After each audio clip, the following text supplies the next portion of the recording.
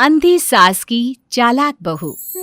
लो कर लो बात, शिव मंदिर का शंख भी बज गया।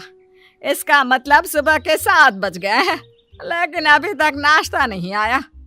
अरे बहू, ओ पूनम बहू, अरे इस अंधी बुढ़िया को इस जन्म में नाश्ता नसीब होगा कि नहीं? कल रात को भी फुलके जला दिए थे, कुछ मजा नहीं आया था खाने में। ये है सीतापुर में रहने वाली मंजरी, एक अंधी सास। मन की साफ है, बस थोड़ी सी जुबान से तेज है। मंदिर के शंखनाद से ही इन्हें पता चल जाता है कि वक्त क्या हो रहा है। और ये रही इनकी चालाक बहू पूनम।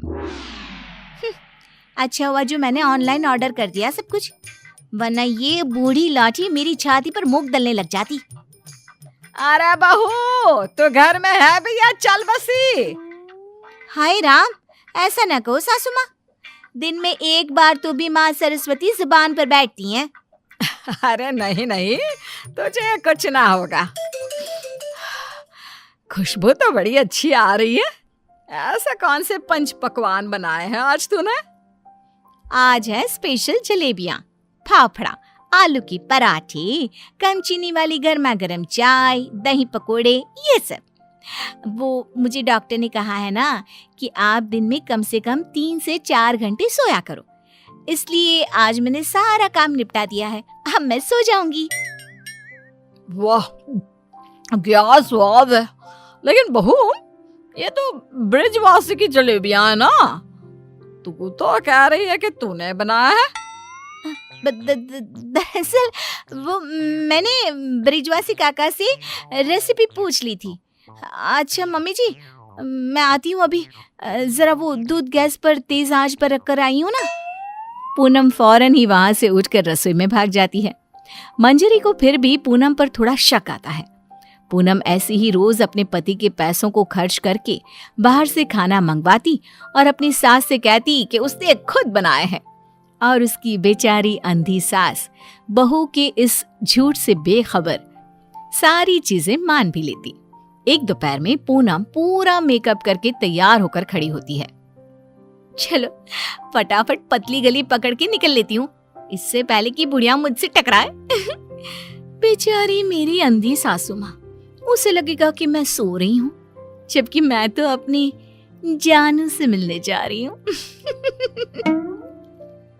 पूनम हर दोपहर को अपनी सास को बेवकूफ बनाकर बाहर अपनी बॉयफ्रेंड लखन से मिलने जाती थी, और आज भी कुछ यही प्लान था। ए जी ओ जी लो जी सुनो जी, मैं हूँ मन मौजी, करता हूँ मैं जो वो तुम भी करो जी। 1 2 का 4, 4 2 का 1, माय नेम इज लखन, सजनों का सजन मेरा नाम है लखन। लखन, तुम भी ना बिल्कुल एंटीक पीस हो। यार पूनम, हम कब तक ऐसे छुप छुप कर मिलते रहेंगे? एक तो मेरे पास कोई नौकरी भी नहीं है, वरना यह दिल वाला अपनी दुल्हनिया को खुद ही ले जाता। टेंशन मत लो, जब तक तुम्हारे पास पैसे नहीं आ जाते तब तक हम दोनों के लिए मेरा ससुराल है ना, मैं सब देख लूंगी। लेकिन तुम्हारे पति को शक वक हो गया तो? अरे मेरा पति तो मेरा दीवाना है, आंख बंद करके मुझ पर भरोसा करता है। उसके पास से घी निकालने के लिए उंगली टेढ़ी करने की नौबत तक नहीं आएगी।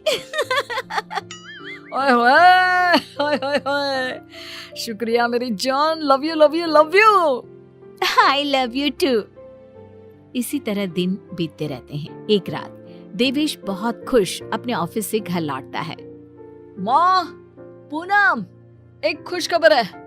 ऐसी खुश खबर कि जिसे सुनकर आप दोनों फूले नहीं समा पाओगे। अरे तो जल्दी बताना फिर।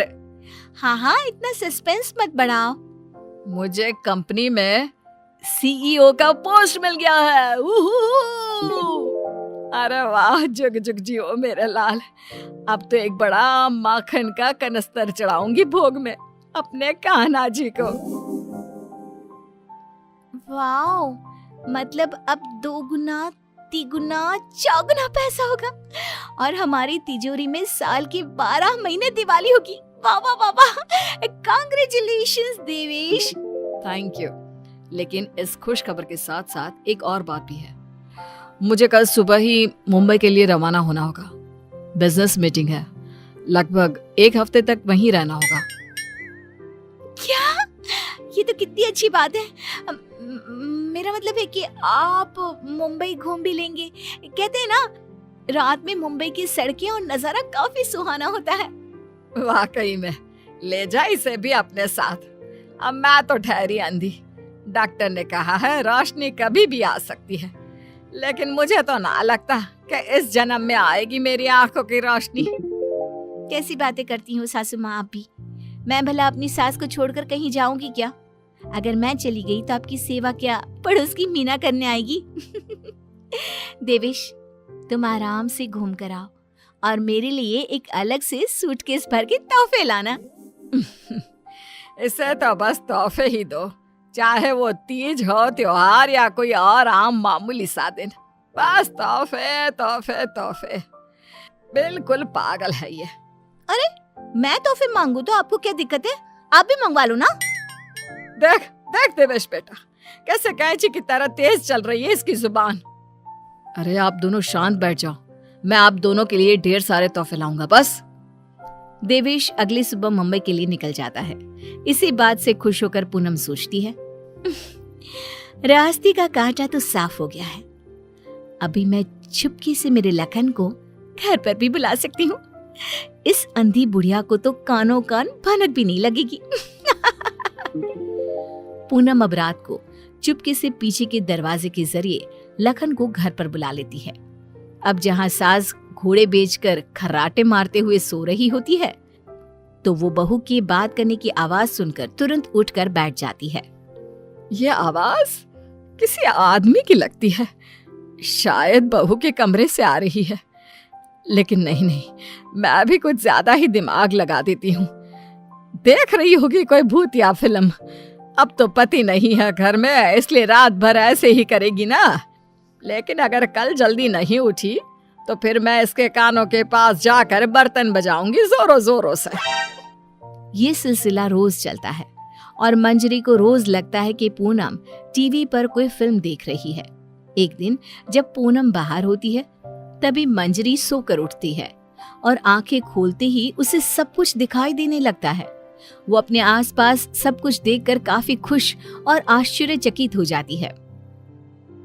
ये तो गजब हो गया, मेरे आंखों की रोशनी फिर से लौट आई। डॉक्टर ने सही कहा था, रोशनी कभी भी लौट सकती है। बहू, अरे ओ पूनम का चांद, कहाँ मर गई? देख तो अब मुझे सब कुछ दिखाई दे रहा है। अब तो मैं छड़ी का इस्तेमाल भी नहीं करूंगी और अब मैं रोज अपने भगवान जी को भी देख सकती हूँ। पूनम! मंजरी अपनी बहू को आवाज लगाते हुए पूरा घर तलाशती है, लेकिन पूनम उसे कहीं नहीं दिखती। तभी उसकी नजर तिजोरी पर पड़ती है जिसका ताला नहीं लगा था। इस पर वो जैसे ही तिजोरी खोलती है तो हैरानी से उसकी आंखें फटी की फटी रह जाती है। ये कैसे हो सकता है? जहां तक मुझे पता है, देवेश ने कहा था कि वो घर खर्च के लिए 25,000 दे के जा रहा है, लेकिन यहाँ तो उसका आधा भी नहीं है। जरूर ये पूनम ने पैसे अपने शॉपिंग पर खर्च कर दिए होंगे। पैसे को पानी तरह बर्बाद करती फिरती है। आने दो उसे, फिर देखती हूँ उसे। तब तक मैं अपने भगवान के दर्शन कराती हूँ। मंजरी मंदिर जाती है, अच्छे से दर्शन करती है और खुशी खुशी वापस घर की तरफ चल देती है। जहाँ रास्ते में उसकी नजर मंदिर के पास बहती नदी के किनारे बैठी अपनी बहू पर पड़ती है, जो लखन के साथ वहां बैठी थी। ये यहाँ क्या कर रही है और इसके साथ कौन बैठा है? पता तो करना ही पड़ेगा। अब मंजरी चुपचाप आगे बढ़ती है और वहीं पास में एक बड़े पेड़ के पीछे छुपकर उनकी बातें सुनने लगती है। सुनो लखन, कल मेरा पति आने वाला है। आज रात को तुम आना और हम दोनों पूरी तिजोरी पर हाथ साफ कर देंगे। और भी बहुत सारा बेशकीमती सामान पड़ा है घर पर, उसे भी हम अपने साथ लेकर यहाँ से भाग जाएंगे। आइडिया अच्छा है मेरी जान, अब हमें कोई नहीं रोक सकता। हम ना यहाँ से सीधा सिंगापुर जाएंगे डार्लिंग। बाप रे बाप, इसका मतलब इस महारानी का इस मुफ्तखोर के साथ चक्कर चल रहा है। अच्छा, तो मेरे बेटे को लूट कर अपनी दुनिया बसाने का प्लान चल रहा है। अब रुक, तुझे दिखाती हूँ दाल और आटे का भाव। अब घर पे अच्छे से डोली सजाती हूँ तेरी विदाई के लिए। मंजरी वहां से चली जाती है और कुछ देर बाद जब पूनम घर लौटती है तो वो दोबारा उसके सामने अंधी होने का नाटक करने लगती है। अरे सासू माँ, व्हाट्सअप? अरे कुछ नहीं बेटा, बस वो देवेश की याद आ रही थी। अरे सासू माँ, इतना लोड क्यों ले रही हो? वैसे भी वो कल तक वापस आ ही जाने वाला है, फिर क्यों खामखा परेशान हो रही हो आप? वैसे भी कल से आप दोनों माँ बेटे अपने रोने के दिन भरने शुरू कर देना। क्या कहा? मेरा मतलब कल जब आएंगे 1 हफ्ते के बाद, तब आप कर लेना ना भरत मिलाप, गले मिलके जी भर के रो लेना। अच्छा, ऐसा कह रही है क्या तू? ठीक है, चल बहू, मेरे ना घुटनों में काफी दर्द हो रहा है, थोड़ा बाम लगाकर मालिश तो कर देना बेटा। और हाँ, 2 दिन बाद 7 पंडितों को भोजन खिलाना है, उसके लिए मसाले भी तो तैयार करने हैं। सिलबट्टे पर ही पीसना है उनको, घर के पीसे शुद्ध मसाले चाहिए। लेकिन सासू माँ, मैंने जो कह दिया सो कह दिया, अब कोई आना कानी ना करना, ठीक है? वरना देवेश को फोन करके बता दूंगी। हाँ। मंजरी अपनी बहू पूनम से जानबूझकर सारा काम करवाती है और ना चाहते हुए भी पूनम को वो सारा काम करना ही पड़ता है। आखिरी बार थोड़ी एक्स्ट्रा सेवा करा लेती हूँ इस नासपिटी करमचली से। मुझे इतने सालों तक उल्लू बनाया ना, अब इससे एक दिन में कैसे सूखी मिर्ची बनाती हूँ देखना। सारा दिन काम करके पूनम अपने कमरे में जाती है और रात को लखन पीछे के दरवाजे से घर में घुस आता है। किधर है सारा माल? जल्दी करो, अपने पास बिल्कुल भी टाइम नहीं है। पूनम और लखन मिलकर सामान चुरा ही रहे होते हैं कि तभी वहां पर देवेश और मंजरी आ जाते हैं और उन्हें वहां देखकर पूनम और लखन के पैरों तले जमीन खिसक जाती है। देवेश, तुम? सासू माँ, आप देख सकती हो? कैसे? तुझे क्या लगा तू हमें इस तरह चूना लगाकर आसानी से बचकर निकल जाएगी? पूनम, जो कुछ भी तुमने हमारे साथ किया है ना, मैंने कभी सपने में भी नहीं सोचा था कि तुम ऐसा करोगी। बहुत बहुत गलत किया तुमने। और तू लंगूर लखन, तेरी तो ऐसी की तैसी। बचाओ, माफ कर दो भैया, माफ कर दो। लखन हाथ जोड़कर खड़ा हो जाता है, लेकिन देवेश उसे नहीं छोड़ता। वो तुरंत पुलिस को बुलाता है और पूनम और लखन को फ्रॉड और चोरी के केस में अरेस्ट करा देता है।